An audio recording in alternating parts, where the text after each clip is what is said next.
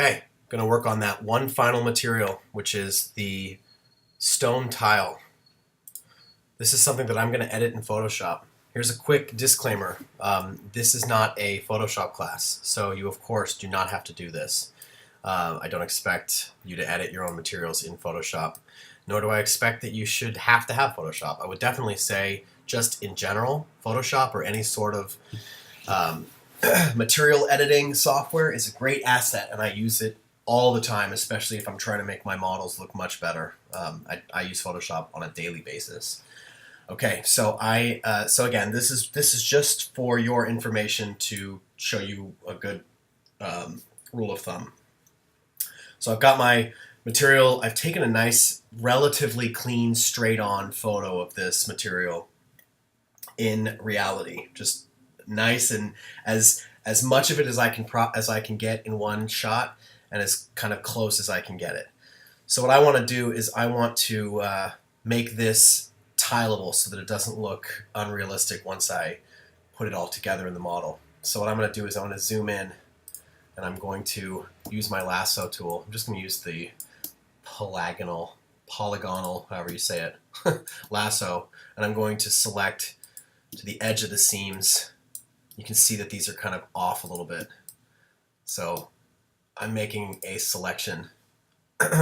Now I've given myself just a few guides because I want to be able to edit this and make this work within these guides. So I'm going to right click and I'm going to free transform, and I'm going to right click and I'm going to distort. So I'm grabbing these corner anchor points, and I'm just moving them into place so that they distort a little bit and fit a little bit better within the grid. Okay, pretty close. I basically just needed to do a little bit of stretching here and there, and I'll stretch this out a little tiny bit in this direction as well. I hit enter, and then I'm going to do an image crop and crop closer to that. Still didn't crop as close as I want, so now I'm going to view, clear my guides, and crop nice and close.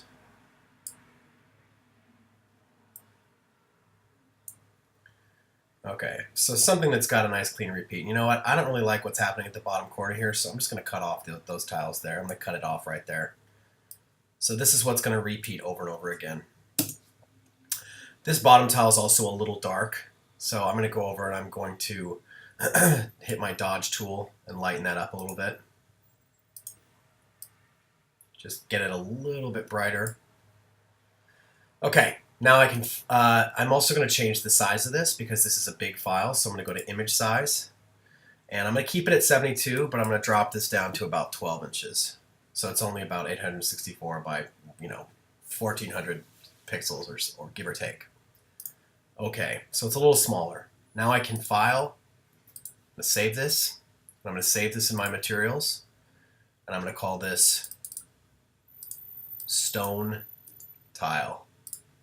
Save it as a JPEG. Save. Okay. Now I go back to SketchUp, go back to my default material, go to New Texture, select that stone tile, open it up. Let's make it not 8 feet, let's make it 5 feet high. Okay. And open this face up and apply it. Close. Okay. This is coming in, to me, a little bit too intense. The colors are a little bit over the top, and the repeat's a little obvious. So I'm going to go back into Photoshop while this is still active, and I'm going to edit this some more. I'm going to go to Image, Adjust, and I'm going to adjust the brightness and the contrast a little bit. I'm bring the contrast down just a little bit, and the brightness down just a little bit. I'm also going to go to Image, Adjust, and I'm going to adjust the hue and the saturation. So I'll drag the saturation down just a little bit too, so it's not as extreme. Okay, and I'm going to File, Save. Now when I go back into this model and I pull up my materials and I edit this, where right under the name of it, you can see that there's a texture pull down, and I can recheck on load, and I can actually go back in while this model is active, and I can reload. It's basically like re-referencing the file. So now that I've resaved this and toned it down a little bit, when I open it up, it should bring it all down just a little bit. Still not quite as much as I want, so I'm going to go back in here, and what I'm going to do now is brighten this up a little bit so it's not so intense. And I'm going to adjust the hue and the saturation even more. I'm going to desaturate it even more. Image adjust, brightness. I'm actually going to brighten it up a little bit, like that. Okay, same story. Right click, edit, go back to texture and reload it.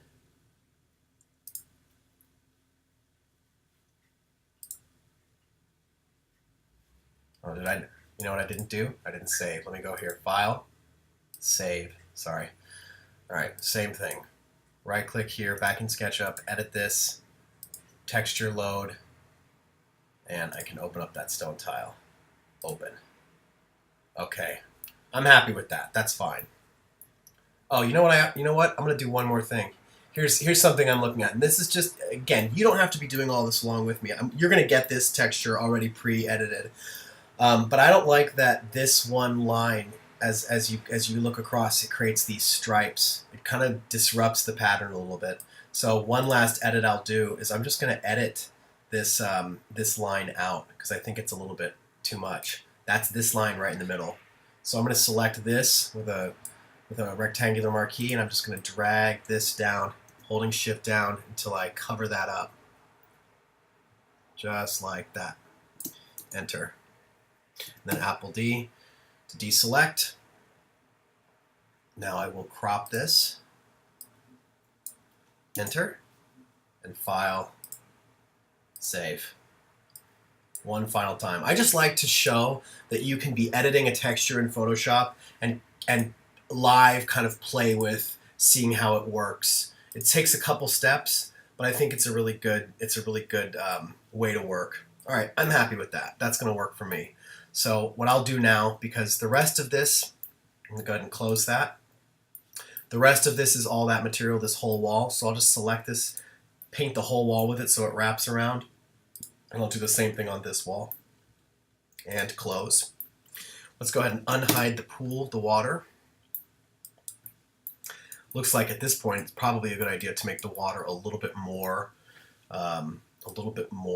opaque. So let's go ahead and edit. I'm going to edit that water. I'm just opening it up, and I'm going to play with the opacity. Bring that opacity up a little more. Okay, close. And that's that. Let's make sure that that roof is on and that we can see everything. And we are at a point where we can successfully walk away and say that we have built up this model. It was a lot of work, but I think we are in a good spot. So that wraps it up for building the pool model. Congratulations.